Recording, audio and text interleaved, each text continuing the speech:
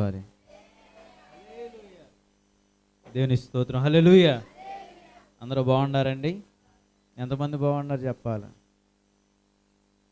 వినపడుతుందా నా వాయిస్? నాని ఇటు చూడలేదు నువ్వు. దేవుని స్తోత్రం. హల్లెలూయా. చాలా మంచిది. మరొకసారి దేవుని యొక్క అవకాశం ఇచ్చినటువంటి దేవునికి నా వందనాలు తెలియజేస్తూ ఉన్నాను. అదేవిధంగా ప్రేమతో నన్ను ఆహ్వానించి నన్ను ఇక్కడికి మీ మధ్యలోకి నన్ను ఆహ్వానించినటువంటి అమ్మగారికి, అదేవిధంగా నా తోటి స్నేహితుడైన అలెక్స్ జనార్దన్ గారికి, ప్రేమతో ఈ మాటలు వింటున్నటువంటి మీ అందరికి కూడా మరొకసారి నా హృదయపూర్వక వందనాలు తెలియజేస్తూ ఉన్నాను. సమయం లేదు కనుక సమయంలోనే మనం ముగించుకోవటానికి శ్రద్ధగా విందాం. ఎవరు కూడా అలరి చేయొద్దు.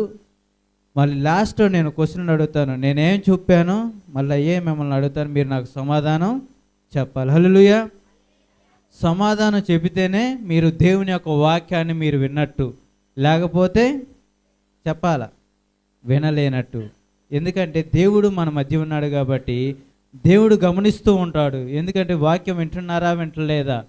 వినలేదనుకోండి, ఇంటి దగ్గర ఉన్నా ఎక్కడున్నా చెప్పాలా ఒకటే. అప్పుడు ఎందుకు ఈ పనులు మొత్తం కూడా వదిలిపెట్టుకొని మనం ఎక్కడికి వస్తున్నాము? దేవుని వాక్యం వినడానికి, లేదా దేవునితో అధికముగా సహవాసము కలిగి ఉండటానికి మందిరానికి వస్తున్నాం. హల్లెలూయా. లేకపోతే నేను మా ఊళ్ళో ఉండొచ్చు, మీరందరూ మీ ఇంటి దగ్గర ఉంచుకొని ఇవాళ అసలుకి ఆదివారం ఒక ముక్క కొనుక్కొచ్చుకొని వండుకొని శుభ్రంగా తిని నిద్రపోయే వాళ్ళు చాలామంది ఉన్నారు. కానీ దేవుడు ఆ అవకాశాన్ని మనకి ఇవ్వలేదు. దేవుడు ఆయన సన్నిధిలో గడపడానికి మనకి మరొక రోజు ఈరోజు ఇచ్చాడంటే ఆయన యొక్క కృపే. దేవుని స్తోత్రం. హల్లెలూయా. ఈరోజు ఉదయం లేచిన వరకు నుంచి ఇప్పటి వరకు కూడా రోడ్డు మీద లేదా ఇళ్లలో కూడా ఎంతోమంది చనిపోయిన వాళ్ళు చాలామంది ఉన్నారు. కానీ దేవుని యొక్క కృప మనని కాపాడుతూ ఉంది. దేవుని స్తోత్రం. హల్లెలూయా. వాక్యం చెప్పే ముందు ఒక ఎగ్జాంపుల్ నేను చెప్పాలని ఆశపడుతూ ఉన్నాను. ఒక ఉదాహరణ. ఒక గ్రామంలో ఒక చిన్న సంఘంతో కూడినటువంటి ఒక పాస్టర్ గారు ఉన్నారు. ఎవరున్నారండి? ఒక పాస్టర్ గారు ఉన్నారు. ఆయనకి ఒక 2 పిల్లలు ఉన్నారు. ఒక అబ్బాయి, ఒక అమ్మాయి. అమ్మాయికి మ్యారేజ్ అయ్యి 6 సంవత్సరాలు అవుతుంది. అబ్బాయికి మ్యారేజ్ అయ్యి 2 సంవత్సరాలు అవుతుంది. జాగ్రత్తగా వినాలి, మళ్ళీ అడుగుతున్నాను. అయితే ఆ సంఘం మొత్తం కూడా గ్రామంలో ఉంది, ఒక చర్చియే. ఆ గ్రామాన్ని మొత్తాన్ని ఎవరు చూసుకోవాలి? అప్పుడు ఆ బాధ్యత ఎవరికి ఉంటుంది చెప్పాలి? పాస్టర్ గారికి, పాస్టమ్మ గారికి ఉంటుంది. తన కుమార్తె వివాహమై వాళ్ళ అత్తగారింటికి వెళ్ళింది. కుమారుడు వివాహమై అక్కడే స్థిరపడ్డాడు. అంటే తండ్రితో కూడా కుమారుడు కూడా సేవ భాగంలో పాలు పంచుకోవాలి. దేవుని స్తోత్రం. హల్లెలూయా. తండ్రికి ఎందుకంటే చాలా కష్టపడ్డాడు కాబట్టి పాస్టర్ గారు ఆ భారం అంతా, ఆ కష్టం అంతా ఎవరు తెలిసిద్ది చెప్పాలమ్మా, మీరు నోరు చెప్పాలా. తండ్రికి తెలిసిద్ది. కుమారుడికి తెలిసిద్దా అండి? కన్నాడు, పెద్ద చేశాడు, ఒక తన తోటి సహవాసాన్ని భార్యను తనకు అప్పగించాడు. కానీ ఈ కష్టం మొత్తం కూడా కుమారుడికి బాధ్యతగా తెలియదు. ఎందుకంటే ఉండో లేకో తినో తినకో కుటుంబాన్ని పోషిస్తూ అనేక మందికి ఆ యొక్క గ్రామంలో సువార్తను ప్రకటిస్తూ సాగిస్తూ ఉన్నాడు. దేవుని స్తోత్రం. హల్లెలూయా. ఆ కుమార్తెకి వివాహమై 6 సంవత్సరాలు అయింది, కానీ పిల్లలు సంతానము కలగలేదు. దేవుని స్తోత్రం. హల్లెలూయా. అలాగే ఆ చర్చిలోకి వచ్చినటువంటి విశ్వాసుల్లో కూడా ఒక ఆమెకి సంతానము లేదు. దేవుని స్తోత్రం. హల్లెలూయా. అయితే ఈమె ఆ చర్చిలో ఉన్నటువంటి ఒక విశ్వాసం వెళ్ళి పాస్టర్ గారి దగ్గరికి వెళ్ళి, అయ్యా నాకు గర్భ సంతానము కలగట్లేదు కాబట్టి మీరు నా కొరకు ప్రార్థన చేయమని వేడుకొన్నది. జాగ్రత్తగా వినాలి, ఎక్కడ మళ్ళీ కన్ఫ్యూజన్ అయిపోతారు. తన కుమార్తెకి ఉన్నారండి. పాస్టర్ గారి యొక్క కుమార్తెకి వివాహమై 6 సంవత్సరాలైంది, కానీ పిల్లలు ఉన్నారా? లేరు. దేవుని స్తోత్రం. అదేవిధంగా చర్చిలో తన విశ్వాసికి కూడా వివాహమై కొద్ది సంవత్సరాలే కానీ సంతానము కలగలేదని ఏం చేసింది? ఆమె ప్రార్థన చేయమని వేడుకొన్నది. అయితే ఇంకా మిగతా ఉన్నటువంటి గ్రామంలో ఉన్నటువంటి వారు ఏమంటారు తెలుసా అండి? చెప్పాలా, ఈ మైక్ శబ్దం ద్వారా ఎవరో విన్నారంట ఈ మాట. అప్పటికి పాస్టర్ గారికి ఎలా కలిగిద్దండి? చెప్పాలి, తన కుమార్తెకే పిల్లలు లేరు, 6 సంవత్సరాలైంది. ఈ విశ్వాస కొరకు ఏం చేశాడు? ఆయన ప్రార్థన చేశాడు. ఈ మాట ఎవరు విన్నారంటే ఆ గ్రామంలో ఉన్నటువంటి వేరే వాళ్ళు, అన్యజనులు విన్నారు. తర్వాత పాస్టర్ గారు అంతా అయిపోయిన తర్వాత ఆ దోవ నుంచి వెళుతూ ఉన్నారంట. ప్రసంగానికి వెళ్తున్నారు, లేకపోతే ఏదో ఒక పని మీద బయటికి వెళ్తూ ఉన్నారంట. ఒక 2-3 వ్యక్తులు అక్కడ కూర్చొని ఏం చేస్తున్నారు? ఒరే, వీడి కూతురికే పిల్లలు లేరు, వేరే వాడి కూతురికి పిల్లలు కావాలని ప్రార్థన చేస్తున్నాడు రా, ఈడే పాస్టర్ రా అని ఆయన మొహం మీద నుంచి ఊసుకుంటూ వెళ్ళారు. దేవుని స్తోత్రం, హల్లెలూయా. అయితే ఆయన నా కూతురికి గర్భాన్ని తెరవలేదు, కానీ ఈ అమ్మాయి కోసం ప్రార్థన చేస్తున్నానయ్యా, వీళ్ళకి సంతానం కలగజేయమని పాస్టర్ ఏం కోరుకున్నారంటే ప్రార్థన చేశాడు. ఇవన్నీ కూడా పట్టించుకోలేదు. దేనికి? ఎవరు నమ్మాడు? ఆయన ప్రభువైన యేసుక్రీస్తుని నమ్మాడు కాబట్టి దేవుణ్ణే నమ్మాడు. ఎవరి మీద ఆధారపడ్డారు? దేవుని మీదే ఆధారపడ్డాడు. తర్వాత ఈ అమ్మాయి సంతానం అందింది, కానీ తన కుమార్తెకు మాత్రం సంతానం ఇంకా అందలేదు. దేవుని స్తోత్రం, హల్లెలూయా. అయితే ఆ వీధిలో ఉన్నటువంటి వారు కూడా మరలా ఒకసారి అలా చూస్తూ ఉన్నట్టు తనకి సంతానం లేదుగా, ఇంకా ఎక్కిరించటం ఇంకా అనేక మాటలను పాస్టర్ గారిని దూషించటం మొదలుపెట్టారు. అయినా కూడా సిగ్గుపడా లేదైనా. దేవుని స్తోత్రం, హల్లెలూయా. ఆయన ఏది కలిగి ఉన్నాడు? ఓర్పుతో కలిగి ఉన్నాడు. దేవుడు నా బిడ్డకి ఇస్తాడు అనే నమ్మకం తనకు ఉంది కాబట్టి ఇవన్నీ కూడా పట్టించుకోకుండా ఏం చేస్తున్నాడు? ఆయన ఓర్పుతో కూడిన మాటలతో ఆయన వింటున్నాడు. దేవుని స్తోత్రం, హల్లెలూయా. వాక్య భాగానికి వెళ్దాం. యాకోబు రాసినటువంటి పత్రిక 1వ అధ్యాయము 2-3 చదువుకుందాం. యాకోబు రాసినటువంటి పత్రిక 1వ అధ్యాయము, ఎవరైనా చదవగలరంటే చదవండి. నా సహోదరులారా, మీ విశ్వాసమునకు కలుగు పరీక్ష ఓర్పును పుట్టించినని ఎరిగి మీరు చదవండి. నానా విధములైన శోధనలో పడినప్పుడు అది మహా ఆనందమని ఎంచుకొనడి. చాలండి. దేవుని స్తోత్రం, హల్లెలూయా. ఈరోజు మనం ఎగ్జామ్స్ రాస్తూ ఉంటాము. ఎగ్జామ్స్ రాసిందల్లా పాస్ అవుతామండి? క్వాలిఫై అవ్వలేము. ఎందుకంటే దేవుని చిత్తాన ప్రకారంగా లేనిది అది మనకి, అది పరీక్ష పాస్ అవ్వలేము. దేవుని స్తోత్రం, హల్లెలూయా. ఇప్పుడు వండుకున్నాం, కాసేపు తింటామని గ్యారెంటీ ఉందండి ఎవరికన్నా? లేదు. ఇక్కడ ఉన్నాం, కాసేపు ఇంటికి వెళ్ళిన తర్వాత మళ్ళా రేపు ఆదివారం వస్తామని నమ్మకం ఉందండి? లేదు. దేవుని స్తోత్రం, హల్లెలూయా. ఈ యాకోబు రాసినటువంటి పత్రికల్లో ఈ యాకోబు ఎవరంటండి? చెప్పాలా, ఈ యాకోబు ఎవరు? అసలు యాకోబు ఎవరు చెప్పాలా? మోసగాడు. దేవుని స్తోత్రం, హల్లెలూయా. అయితే ఈ శిశువులందరిలో కూడా ఈయన కూడా ఒక పాత్రను పోషించగలిగినటువంటి వ్యక్తి. హల్లెలూయా. ఈ వాక్య భాగం ఏం తెలియజేస్తుందంటే మనకి ఈ యాకోబు పత్రిక మొత్తం కూడా ఈ 4 అధ్యాయాల్లో కూడా నమ్మకాన్ని రుజువు చేయటమే ఈ యొక్క లేఖ యొక్క ముఖ్యాంశం. హల్లెలూయా. ఈ లేఖలో ఉన్నటువంటి మొత్తం కూడా నమ్మకం అనేదే ఈ యొక్క ముఖ్య ఉద్దేశం. దేవుని స్తోత్రం, హల్లెలూయా. బాధల్లో ఉన్నప్పుడు, కష్టాల్లో ఉన్నప్పుడు, నష్టాల్లో ఉన్నప్పుడు, లేదా శోధనలో ఉన్నప్పుడు ఎవరు గుర్తొస్తారు మనకి? చెప్పాలండి. అందరు నాకేలు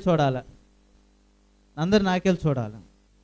కష్టాల్లో ఉన్నప్పుడు, బాధల్లో ఉన్నప్పుడు, లేకపోతే నష్టాల్లో ఉన్నప్పుడు ఇరుకు ఇబ్బందుల్లో ఉన్నప్పుడు ఎవరు గుర్తొస్తాడండి? హల్లెలూయా. అదేవిధంగా ఒక 2 కోట్ల ఆస్తి ఉందనుకోండి మీకు, లేకపోతే ఒక 10 ఎకరాల పొలం ఉందనుకోండి, శుభ్రంగా ఏం చేస్తాము? ఉన్నటువంటి ఒక అరెకరంలో మంచి డాబా కట్టుకొని, మంచి బిల్డింగ్ కట్టుకొని, స్విమ్మింగ్ పూల్ పెట్టుకొని, చుట్టూ పచ్చటి ప్రకృతి ఆహారాన్ని ఏర్పాటు చేసుకొని ఏం చేస్తాము? చెప్పాలా? ఎంజాయ్ చేస్తాం. దేవుని స్తోత్రం, హల్లెలూయా. ఇంకా ఆ సమయంలో దేవుడు గుర్తొస్తాడా? ఇంకెందుకు దేవుడు? మన బాధ్యత మొత్తం ఏందండి? ఇప్పుడు అసలు కావాల్సింది ఏంది మనకి? దేవుణ్ణి నమ్ముకున్నామంటే మనకేం కావాలి? ఇక్కడ దేనికోసం మనం ఇక్కడికి వస్తున్నాం? దేనికోసం ఇన్ని గంటలు మనం కూర్చొని ఏడుస్తూ ప్రార్థన చేస్తూ ఉన్నాం? ఆస్తి కోసమా? సంతోషం కోసమా? లేకపోతే ఇంకేమైనా మేడలు కట్టాలనా? దేనికోసం కూర్చుంటున్నాం ఇక్కడ?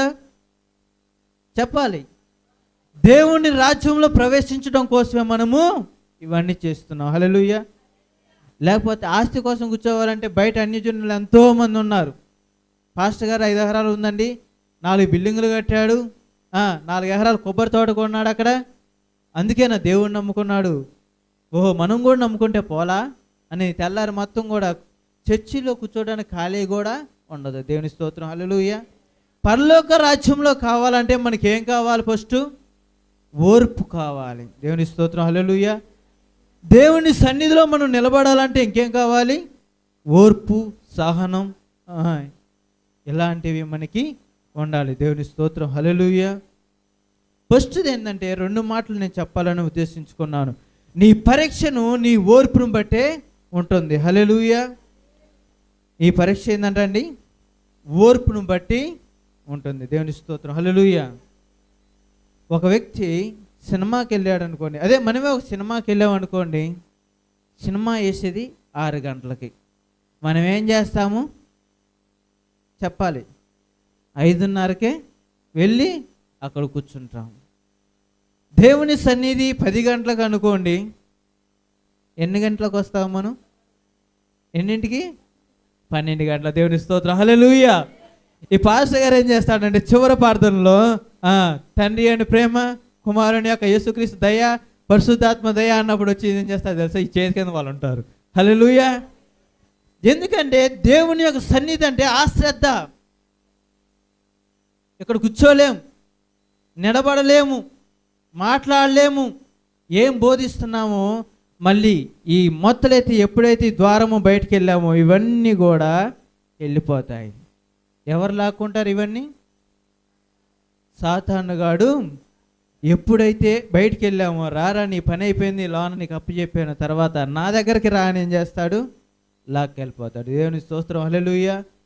ఎందుకంటే మనకి ఓర్పు కలిగి ఉండాలి. దేవుని సన్నిధికి వచ్చామంటే వెళ్ళామంటే కాదు, కానీ ఎప్పుడైతే ఇక్కడ కూర్చున్నామో, లేకపోతే నిలబడినామో, లేకపోతే ఇంటికి వెళ్ళి నిద్రపోతున్నామేమో, కానీ ఎప్పుడు కూడా ఆయన యొక్క సన్నిధిని మనము తలుచుకోవాలి. దేవుని స్తోత్రం, హల్లెలూయా. ప్రార్థన చేసినప్పుడే చేస్తాం, మళ్ళీ తర్వాత ఇంకో హ్యాండ్రెడ్ ఫోన్స్ వచ్చినాయి, బయటకు వెళ్ళిపోంగలోనే ఇంక చాలు, ఓపెన్ చాలు, ఇక ఎంతవరకు సైలెంట్గా ఉన్నందుకు. దేవుని స్తోత్రం.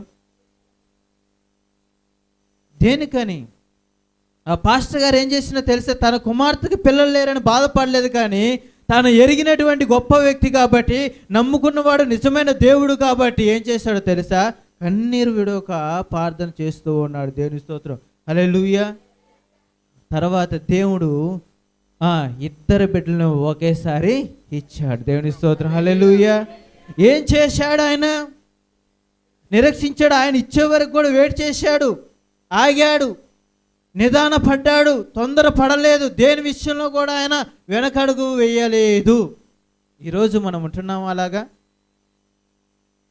చెప్పాలండి, ఉంటున్నాము? ఈరోజు జ్వరం వస్తే అయ్యో నా జ్వరం వచ్చిందని బాధపడుతున్నాము, అయ్యో నా తలనొప్పి వస్తే తలనొప్పి వస్తుందని బాధపడుతున్నావు, నాకు ఆస్తి లేదని బాధపడుతున్నావు, సుఖము లేదు, మనశ్శాంతి లేదు, నిదానము లేదు. ఎలా ఉంటుందండి? ఇంటికి వెళ్ళి వచ్చేటప్పుడు కొంతమంది అయితే, నేను కూడా ఒకప్పుడు అదే చేసేవాళ్ళండి, ఇప్పుడు చెబుతున్నాను. ఈ బైబిలు ఆదివారం చర్చికి వచ్చేటప్పుడు మాత్రమే బీరువాల నుంచి బయటకు వచ్చేది. మళ్ళీ ఇంటికి వెళ్ళంగా మళ్ళీ ఎక్కడికి పోయేది? ఆ సొరుకు కిందకే పోయేది. ఈ మధ్యలో దాంతో మనకేం అవసరం అండి? అవసరం లేదు. అలాగైతే ఎలా మన్ని హెచ్చిస్తాడండి దేవుడు? చెప్పాలి, హెచ్చించలేడు. కారణం ఏందో తెలుసా? ఆయన యందు మనం నమ్మకం లేకపోతే, ఓర్పు సహనం లేకపోతే మనం ఏం చేసినా కూడా చేయలేం. దేవుని స్తోత్రం, హల్లెలూయా. ఇంకో మాట చెబుతాను, పరీక్ష ఆనందం బట్టి ఉంటుందంట. దేవుని స్తోత్రం, హల్లెలూయా. ఎప్పుడైతే నువ్వు ఆనందంతో, దేనితో? బయట లోకానుసారంగా కాదు, లేకపోతే బయట లోక స్నేహంతో కాదు, బయట నీ ఫ్రెండ్స్తో కాదు, కానీ దేవుని సన్నిధిలో ఉండి దేవుని వాక్యంతో, దేవుని యొక్క సన్నిధిలో ఉన్న ఆనంద కీర్తనలతో ఎప్పుడైతే ఆనందంగా ఉంటావో అప్పుడు ఏం చేస్తాడంటే దేవుడు నీ పరీక్షను బట్టి దేవుడు నీకు లెక్కింపలేనటువంటి ఆనందము, ఆశీర్వాదము ఏం చేస్తాడని నీకు విధములైన శోధనలో పడినప్పుడు చదవండి, అది మహానందమని ఎంచుకొనడి. దేవుని స్తోత్రం, హల్లెలూయా. ఇప్పుడు మనం ఏం చేయాలంటే దేవుని ఎరిగి ఉన్నాము కాబట్టి ఎప్పుడైతే మనకి శ్రమలు వచ్చినాయో, ఎప్పుడైతే మనకి బాధలు వచ్చినాయో, ఎప్పుడైతే మనం కష్టాల్లో ఉన్నామో, ఎప్పుడైతే మనం నిందలతో మోసపోయి ఉన్నామో అప్పుడు ఏం చేయాలండి? ఇవన్నీ కూడా ఆనందంగా నా కోసమే వచ్చాయి, ఇవన్నీ కూడా దేవుడు నా కోసమే ఏర్పాటు చేశాడని మనం ఎప్పుడైతే మనం మనస్ఫూర్తిగా ఆనందించి ప్రార్థన చేశామో అది మహానందంగా ఉంటుందంటండి. యేసన్న గారు ఒక పాట పాడిన తెలుసా అండి? ఒక పాట, ఆనందమే మహానందమే యేసుని సన్నిధిలో ఆనందమే. దేవుని స్తోత్రం, హల్లెలూయా. ఇక్కడ తప్ప ఎప్పుడన్నా ఆనందంగా ఉంటామండి బయటికి పోయిన తర్వాత? అసలు దేవుడే గుర్తు రాడండి. వస్తాడండి? వస్తాడా? చెప్పాలి, రాడు. అందుకనే ఇంకో వాక్యం చదువుకొని నేను ముగించబోతున్నాను. 1 సమూయేలు గ్రంథము 6వ అధ్యాయము 10 నుంచి 12 దాకా చదువుకుందాం.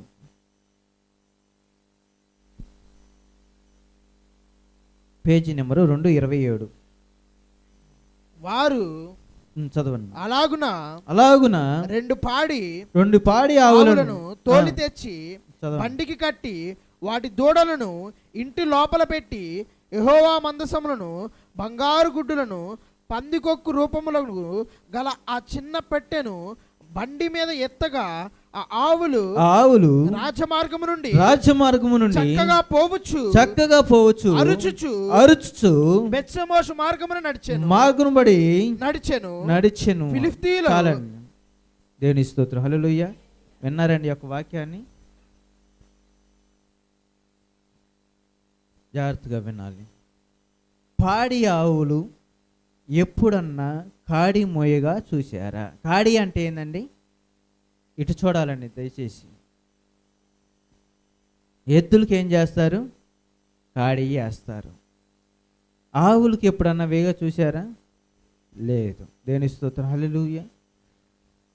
ఆవులకి కాడి వేసి ఈ ఇశ్రాయేలు ప్రజలు ఎవరంటండి? ఫిలిష్తీయులకు చెప్పాల, శత్రువులు. దేవుని స్తోత్రం, హల్లెలూయా. ఇది చెప్పాలంటే చాలా ఉంటుంది కానీ షార్ట్కట్లో చెప్పేస్తాను. అయితే ఈ మందసమును తీసుకెళ్ళి వాళ్ళ ప్రాంతంలో పెట్టుకున్నప్పుడు అక్కడ వాళ్ళు చాలా చిరాకులతో, చాలా ఇబ్బందులతో, వాళ్ళకి లేనిపోని సమస్యలు మొత్తం కూడా ఆ ప్రాంతానికి, ఫిలిష్తీయుల ప్రాంతానికి వచ్చాయి. అసలు మందసం అంటే ఏమిటి చెప్పాలి? మందసం అంటే దేవుని యొక్క సన్నిధి. దానిలో ఏముంటాయంటే అహరోను చిగురించిన కర్ర, 10 కమాండ్మెంట్స్, 10 ఆజ్ఞలు, మన్నాను కొలిచిన పాత్ర. 10 ఆజ్ఞలు అంటే తెలుసండి? తెలుసా? చెప్పాలా? ఏంటి చెప్పాలా? నోరులు ఇప్పాలని మీరు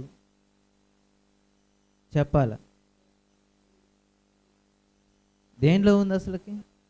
నరహత్య చేయవద్దు, దొంగలించవద్దు, వ్యభిచారించవద్దు, ఇవన్నీ 10 కమాండ్మెంట్స్, 10 ఆజ్ఞలు. దేవుని స్తోత్రం, హల్లెలూయా. ఇవన్నీ కూడా తీసుకొని వాళ్ళ ప్రాంతంలో పెట్టుకున్నప్పుడు వాళ్ళు చాలా ఇబ్బంది పడ్డారు. వాళ్ళు ఏం చేశారో తెలుసా అండి? అసలుకి ఇది దేవుని యొక్క శక్తి ఉంటే ఈ యొక్క మందసానికి ఇది తీసుకెళ్ళి ఇశ్రాయేల్ ఒక ప్రాంతానికి తరలించాలనేది ఉద్దేశం వాళ్ళది. జాగ్రత్తగా వినాలి. ఎవరిదండి? ఈ ఫిలిష్తీయుల యొక్క ఉద్దేశం అంటే ఈ మందసాన్ని తీసుకుపోయి నేరుగా వెళితే ఇశ్రాయేల్ ఒక ప్రాంతంలో దేవుని యొక్క మహిమ ఆ మందసం మీద ఉన్నట్టు. ఇది వాళ్ళు వేసినటువంటి ప్లాన్ అక్కడ. ఇంకోటి ఏంటంటే, పాడి ఆవులు ఎప్పుడైనా కాడి మోయగలయా? వాటికి అలవాటు కూడా లేదు. అందుకని ఏం చేశారు తెలుసా? వాళ్ళ ఆలోచన ప్రకారం ఈ పాడి ఆవులని తోలకొచ్చి, వాటి దూడలంటే ఎక్కడ కట్టారండి చెప్పాలి, చదివారు కదా, ఇంటి లోపల పెట్టి. ఇంటి లోపల పెట్టి. దేవుని స్తోత్రం, హల్లెలూయా. ఈరోజు ఒక స్త్రీ డెలివరీ అయిన తర్వాత తన బిడ్డను మరిచి ఎక్కడికైనా వెళ్ళగలదా అండి? వెళ్ళగలదా? వెళ్ళలేవు. దేనికి వెళ్ళలేదు చెప్పాలా? మీకు తెలుసుగండి, పిల్ల యొక్క ప్రేమ, తల్లి యొక్క ప్రేమ ఇక్కడ విడిచిపెట్టి వెళితే తన బిడ్డ ఉండలేదేమో. ఉంటుందండి? పాలు లేకుండా ఉంటుందా? విడిచిపెట్టి వెళ్ళిన తర్వాత ఏడవకుండా ఉంటుందా? ఉంటుందా? ఉండదు. అందుకని వాళ్ళు ఏం చేశారో తెలుసా? తన పిల్లల కోసమన్నా తిరిగి వెనకొస్తాయేమో ఆలోచించారండి అక్కడ లాజిక్. పిల్లలను లోన పెట్టి మనం బయటికి వెళ్ళిన తర్వాత మీరేం చేస్తారు చెప్పండి నాకు? ఒక పిల్లగాడు ఉన్నారనుకోండి, నేనే పిల్లగాడిని, నన్ను ఇక్కడ పెట్టారు, మీరు మా అందరు తల్లుళ్ళు, నా తల్లుళ్ళు, మీరందరూ బయటికి వెళ్ళిన తర్వాత నేను ఒక్కరిని ఏడున్నాను అనుకో, మీరేం చేస్తారు చెప్పండి? బిడ్డ కాడికి వస్తారు. ఎందుకు బయటికి వెళ్ళినా కూడా లోనకి వస్తారు? ఒక్కడు ఏం చేస్తున్నాడో, ఏడుస్తున్నాడేమో, మరి అన్నం తినడు, ఎవరు పెడతారనే బాధతో మనం ఏం చేస్తాము? ఇక్కడే ఉంటాం. కానీ అక్కడ ఉన్నటువంటి ఆవులు అలా చేయలేదు. తన బిడ్డలను లోపల పెట్టిన తర్వాత కాడి వేసుకొని ఎక్కడికి వెళుతున్నాయంటండి? ఆ మందసాన్ని తీసుకుంటూ వెళుతూ ఉన్నాయి. దేవుని స్తోత్రం, హల్లెలూయా. వాటికి దారి తెలుసా? తెలియదు. ఎక్కడికి వెళ్ళాలో తెలియదు. అయినా కానీ అవి ఓర్పుతో తన పిల్లలను విడిచిపెట్టి ఇక్కడే దేవుని సన్నిధి, దేవునిని మందసాన్ని మోయటానికి సిద్ధపడ్డాయి. దేవుని స్తోత్రం, హల్లెలూయా. ఈరోజు మనం ఏం చేస్తున్నాం? మన పనులను కూడా మానేసుకోలేకుండా ఆదివారం వస్తే చాలు, ఏ రోజు లేని ఫంక్షన్ ఏ వారమే వచ్చింది? ఆదివారమే వచ్చింది. దేవుని స్తోత్రం, హల్లెలూయా. ఏ రోజు పని లేనప్పుడు కూడా సోమవారం నుంచి శనివారం దాకా కూడా ఏది ఉండదు మనకి, అంతా ఖాళీయే. ఆదివారం వచ్చేసరికి ఏం చేస్తుందో తెలుసా? ఆ రోజే ఊరి పని ఉండదు. మా చుట్టాలు వచ్చారండి, వెళ్ళాలా, అందరూ కూడుకుంటున్నాడ, అందరు దేశపోయి నేను ఏట్లు వేస్తారు, ఆడ పోతావా? పోలేం. కానీ దేవుని సన్నిధి ఏం చేస్తుంది? దేవుడు ఈరోజు కాకపోయినా రేపైనా మనని నమ్మకం ఉంటే పరలోక రాజ్యాన్ని చేరుస్తాడనే నమ్మకం మనకి ఉంది. దేవుని స్తోత్రం, హల్లెలూయా. వాళ్ళు చనిపోయారు అనుకోండి, వాళ్ళతో పాటు మనం వెళ్తామా? వెళ్ళాం. దేనికంటే చావు అంటే భయం. భూమి మీద ఇంకా బ్రతకాలి, ఇంకా సంపాదించాలి, ఇంకా ఏదేదో చేయాలనేది మనకి ఆశ. ఓర్పు ఉందని మనకి. ఇక్కడ ఏం చేస్తున్నది తెలుసా అండి?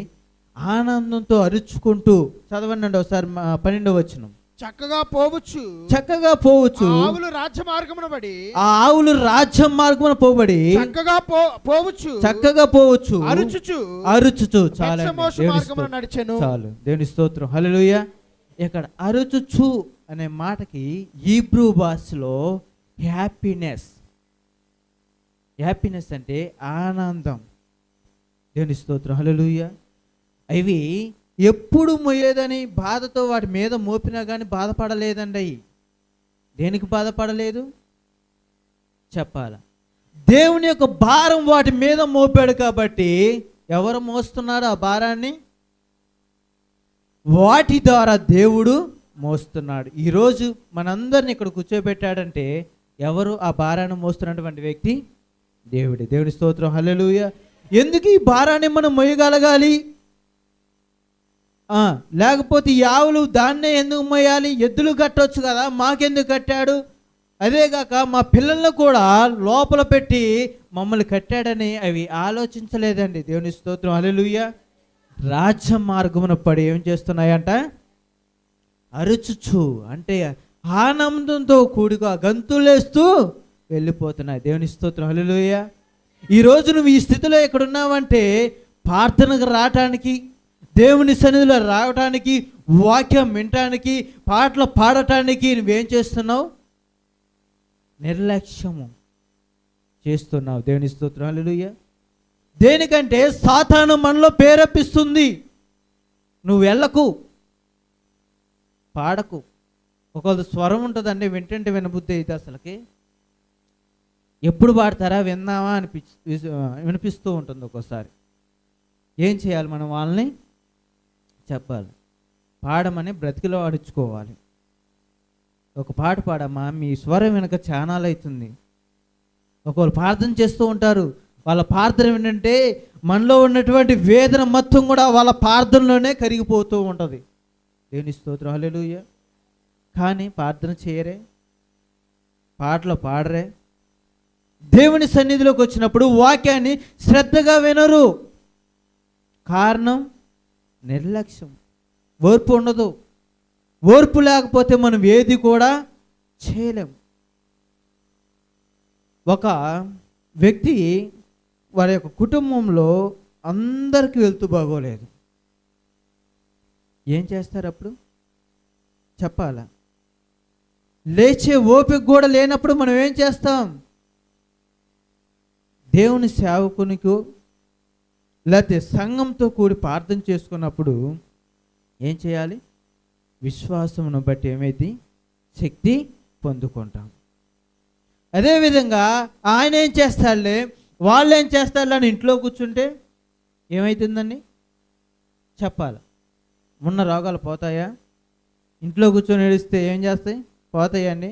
దేవుని సన్నిధిలోకి వచ్చి మొరపెట్టుకున్నప్పుడు ఎలాంటి వ్యాధినైనను, ఎలాంటి బాధనైనను, ఎలాంటి కష్టమునైనను తీసివేసే దేవుడు ఆయన ఉన్నాడు. దేవుని స్తోత్రం, హల్లెలూయా.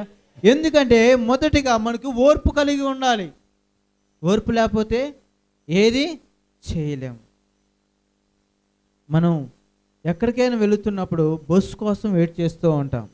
బస్సు రాలేదని ముందుగానే నడుచుకుంటూ పోతామా? దారిలో ఎక్కుదాంలే అని చెప్పాలి. ఏం చేస్తాం?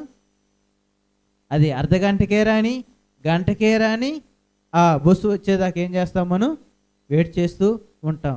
మరి దేవుని యొక్క సన్నిధిలోకి వచ్చినప్పుడు దేవుని మీద నీకు అవగాహన కలిగి దేవుని సన్నిధిలో నువ్వు మారు మనసు పొంది అన్నీ చేసిన తర్వాత కూడా దేవుడు నాకు ఎందుకు మేలు చేయట్లేదని నువ్వు ఎందుకు బాధపడుతున్నావు ఈరోజు? చెప్పాలండి. దేవుని సన్నిధిలోనే కదా మనం ఉన్నాము. దేవుడు ఇస్తాడనే కదా మనం ఇక్కడ నమ్ముకొని ఉన్నాము. దేవుడు చేయలేనటువంటి ఏదైనా పని ఉందా? ఆయనకి అసాధ్యమైనది ఏది కూడా లేదు. దేవుని స్తోత్రం, హల్లెలూయా. మరి ఎందుకు మనం చింతిస్తున్నాము? ఓర్పు లేకుండా ఎందుకు ఉంటున్నాము? నిజంగా నేను చూసినటువంటి సంఘటనలో దేవుని నమ్ముకున్న తర్వాత కూడా బైబిల్ గ్రంథాన్ని విడిచిపెట్టి వెళ్ళినటువంటి పాస్టర్లే చాలామంది ఉన్నారు. దేవుని స్తోత్రం, హల్లెలూయా.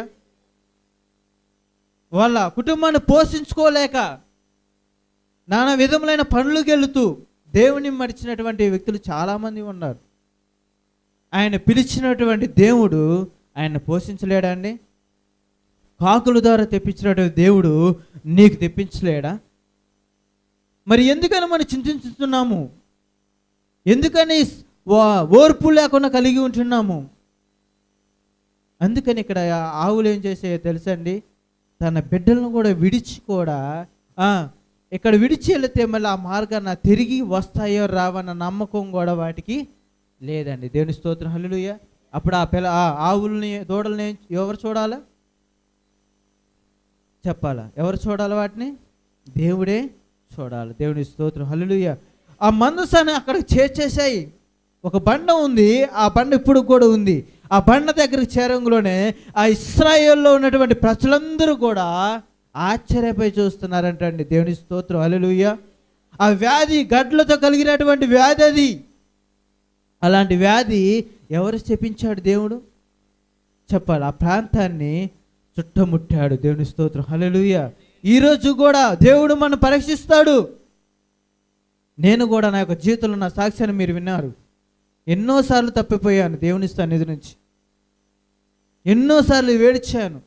నా తండ్రి అయితే సేవకుడు అనేవాడు, ఉంటే నువ్వన్న ఉండు, లేకపోతే నేనన్న ఉంటారా, నీ బజారుకి వెళ్తే మొహం ఎత్తుకొని తిరగలేకపోతున్నారా అని చాలాసార్లు అన్నారు. అయినా కానీ తండ్రి సిగ్గుపడలేదు. ఏం చేశాడో తెలుసా అండి? ప్రార్థన చేశాడు. ఓర్పు సహనంతో కలిగి ఉన్నాడు ఆయన. ఈరోజు గొప్పడిన రేపైనా వాడు మారుతాడేమో అని ఈరోజు ఏం చేస్తున్నాడు? మళ్ళా దేవుడు ఇదే గ్రంథాన్ని చేతపెట్టాడండి. దేవుని స్తోత్రం, హల్లెలూయా, దేవుని స్తోత్రం. ఆయనకు అసాధ్యమైనది ఏది కూడా లేదు. మన యొక్క జీవితంలో మనం బాధపడుతూ ఉంటాము. ఏందని? ఇంకా కాలేదు, ఇంకా నా యొక్క జీవితంలో అనేకమైన కోరికలు ఇంకా కలగలేదని బాధపడుతూ ఉంటాం. నా కుటుంబం మారలేదు, నా సమస్యలు మారలేదు, నా వ్యాధులు తొలగలేదు అని బాధపడతావేమో. కానీ దేవుడు ఏం చేస్తాడో తెలుసండి, ఇవన్నీ కూడా మన మంచి కోసమే. దేనికి? వచ్చినటువంటి బాధలను వాటన్నిటిని కూడా ఆనందంగా ఇచ్చుకుంటే అదేంటంటే మహా ఆనందం కలుగుతాయండి. దేవుని స్తోత్రం, హల్లెలూయా. ఎప్పుడైతే మనం ఇవన్నీ కూడా మన యొక్క జీవితంలో ఆనందంగా భావిస్తామేమో, దేవుడు ఏం చేస్తాడు? మంచి సమృద్ధి కలిగినటువంటి అనేకమైన సంతోషాలుగా ఉన్నటువంటి మన యొక్క కుటుంబంలో, మన యొక్క సంఘములో, మన యొక్క గ్రామంలో అందరికన్నా కూడా నిన్ను హెచ్చించగలిగినటువంటి దేవుడు ఆయన ఒక్కడే. దేవుని స్తోత్రం, హల్లెలూయా. అందరం కూడా కళ్ళు మూసుకొని ప్రార్థన చేసుకుందాం. ఒక్క 2 నిమిషాలు ప్రతి ఒక్కరు కూడా నోర్లు తెరుద్దాం. అయ్యా, ఈ యొక్క ఉదయకాల సమయంలో మీరు మాతో మాట్లాడినటువంటి విధముగా కష్టాల్లోనైనను, బాధల్లో అయినను, సమస్యలోనైనను నువ్వు మా మధ్య ఉన్నావు అని ప్రభువా, ప్రతి ఒక్క కష్టాన్ని కూడా ప్రభువా ఆనందముతో తండ్రి నాన్న మహా ఆనందంతో ఎంచుకుంటామని భావిస్తున్నా ప్రభువా. నాన్న, నన్ను విడిచిపెట్టే దేవుడు కాదు ప్రభువా, నన్ను ఎంచుకున్నటువంటి దేవుడు ప్రభువా. నాయన నువ్వే నాయన కష్టాలను అయినను, సంతోషంలో అయినను, బాధలను అయినను నాన్న ఆవులను నన్ను గమ్యాన్ని చేర్చినట్టుగా నువ్వు కూడా ప్రభా నన్ను నీ పరలోక రాజ్యంలో ప్రభా గమ్యం చేరుస్తావని నేను నమ్ముచున్నాను ప్రభా. మీరు జ్ఞాపం చేసుకోండి నాన్న. ఇక్కడ ఉన్నటువంటి సంఘ బిడ్డల్లో కూడా మీరు జ్ఞాపం చేసుకోండి. వారి ఒక కుటుంబంలో కూడా మీరు జ్ఞాపం చేసుకోండి. సంతానం లేనటువంటి వారిని ప్రభా సంతానం కలగజేయటానికి మీరు సమృద్ధిని దయచేయమని అడుగుతున్నాను ప్రభా. నాన్న, అప్పుల బాధలో ఉన్నటువంటి వ్యక్తులను ప్రభువా వాళ్ళ రుణ సమస్యలు యేసు నామములో ఇప్పుడే తొలగించబడును గాక ప్రభువా. నాయన వ్యాధిగ్రస్తులై ఉన్నారు ప్రభువా, నాయన జ్వరాలతో బాధపడుతూ ఉన్నారు ప్రభువా. నాన్న అలాగే నాన్న తలనొప్పితో బాధపడుచూ ఉన్నారు ప్రభువా. నాన్న నీరసంతో కాళ్ళ నొప్పులతో బాధపడుచున్నారు ప్రభువా. నాయన వారందరూ యేసు రక్తంలో నాన్న ఇప్పుడే నాన్న కడిగి వేయమని అడుగుచున్నా ప్రభువా. నాన్న వృద్ధులను మీరు జ్ఞాపం చేసుకోండి ప్రభా. వృద్ధాపాయంలో ఉన్నటువంటి నాన్న వారిని పోషించమని అడుగుచున్నా తండ్రి. నాన్న యవనస్తులను మీరు జ్ఞాపం చేసుకోండి ప్రభా. నాన్న యవన కాలంలో నాన్న నీ కాడి మోయటానికి మీరు సమృద్ధిని దయచేయమని అడుగుచున్నా ప్రభా. నాన్న మీరు జ్ఞాపం చేసుకోమని అడుగుచున్నా తండ్రి. నాన్న చిన్నపిల్లలు మీరు జ్ఞాపం చేసుకోండి ప్రభా.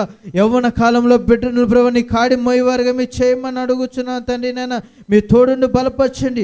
వారి యొక్క ప్రతి ఒక్క సమస్యను కూడా మీరు జ్ఞాపం చేసుకోమని అడుగుచున్నా తండ్రి. నాన్న నీ కాడు మోయటానికి చేయమని అడుగుచున్నా తండ్రి. మీ తోడును బలపరచుకోమని ప్రార్థన చేద్దాం ప్రతి ఒక్కరు కూడా. నా కాడి మోపి నా తోడు నీవై నీ చేతి నీడలో నన్ను దాచి ఉన్నవే. నా కాడి మోసి నా తోడు నీవై నీ చేతి నీడలో నన్ను దాచి ఉన్నవే. ఏ కీడు నాకు రాకుండా చేసి నీ జాడలో నన్ను నడిపించుచున్నవే. హల్లెలూయా యేసునాథా, కృతజ్ఞత స్తుతులు నీవే హల్లెలూయా యేసునాథా కృతజ్ఞత స్తుతులు నీవే నాకెన్నో మేలు చేసితివే నీకేమి అర్పింతును దేవా నీకేమి చెల్లింతును హల్లెలూయా హల్లెలూయా స్తోత్రం స్తోత్రం స్తోత్రం స్తోత్రం స్తోత్రం హల్లెలూయా స్తోత్రం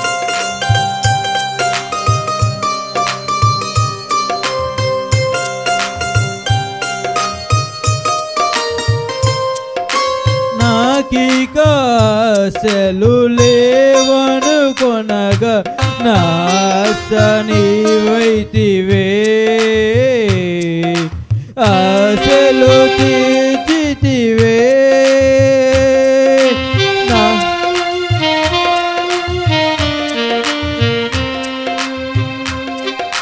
నాకిక ఆశలు లేవనుకొనగా నా ఆశ నీవైతివే ఆశలు తీర్చితివే హల్లెలూయా యేసునాథా కృతజ్ఞత స్తుతులు నీవే హల్లెలూయా యేసునాథా కృతజ్ఞత స్తుతులు నీవే